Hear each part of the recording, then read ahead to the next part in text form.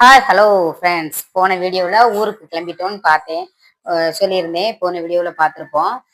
நான் இப்போ ஊருக்கு போயிட்டு வரும்போது எந்த ஊருக்கு போயிருக்கேன்னு நான் உங்ககிட்ட சொல்கிறேன்னு சொன்னேன். அது அப்புறமா அடுத்த வீடியோவில் சொல்கிறேன். இப்போ ஊருக்கு போயிட்டு வரும்போது நடந்த ஒரு சம்பவம் பார்த்துக்கோங்க. கேட்டால் நீங்களே சிரிச்சிடுவீங்க. நான் சாதாரணமாக இந்த ஓப்பனாக நல்ல ஜன்னல் அது மாதிரி இருக்க பஸ்ஸில் தான் போயிருக்கேன். வேற பெரிய பஸ்லலாம் போனது இல்லை. ஆனா இந்த பஸ் என்ன தெரியுமா, ஏசி பஸ். எனக்கே ரொம்பவே பயமா இருந்தது. இந்த பஸ்ல வந்து க்ளோஸ் பண்ணிட்டாங்க, டோர் எல்லாம் க்ளோஸ் பண்ணிட்டாங்க. நான் அப்படி பஸ்ல போனதே இல்லை. என்னடா பஸ்ல ஆளே இல்லைன்னு பாக்குறீங்களா? கூட்டமே இல்லை. அந்தந்த சீட்ல ஒவ்வொருத்தங்க தான் இருந்தாங்க. நான் வேற யாரையும் படம் பிடிச்சிடக்கூடாது, யாராச்சும் ஏதாச்சும் சொல்லிடக்கூடாதுன்னு நான் யாரையுமே படம் பிடிக்கல. என்னைய மட்டும் தான் வீடியோ எடுத்தேன். பஸ் கண்டக்டர்லாம் நான் பேசுறத கேட்டு சிரிச்சுட்டாங்க.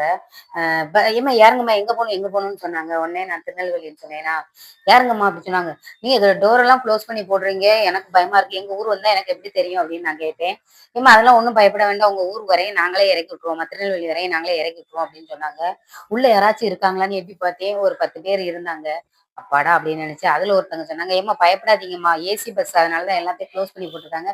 நானும் திருநெல்வேலி தான் போறேன், ஒன்றும் பயப்படாதீங்கன்னு சொல்லி சொன்னாங்க. ரொம்பவே சந்தோஷமா இருந்துச்சு. திருநெல்வேலியில இறங்கணும்னு ஒரு பேக்கரி அண்ட் ஒரு ஹோட்டல் பார்த்தோம். ரெண்டுமே பக்கமா இருந்துச்சு. பேக்கரியில போய் கேக்கு ஐஸ்கிரீம்லாம் வாங்கிட்டு அப்புறம் பிரியாணி சாப்பிட்டோம். எங்க பாப்பாவும் நானும் பிரியாணி சாப்பிட்டோம். ஐயோ, இந்த பிரியாணியோட விட விலையை கேட்டீங்கன்னு வச்சுக்கோங்களேன், நாங்கள் ஒரு நாளும் சாப்பிட்டது இல்லை. நான் 389 ரூபா ஒரு பிரியாணி சாப்பிடுங்கன்னு நாங்க கேட்கவே இல்லை. சாப்பிட்ட பிறகுதான் கேட்டோம்.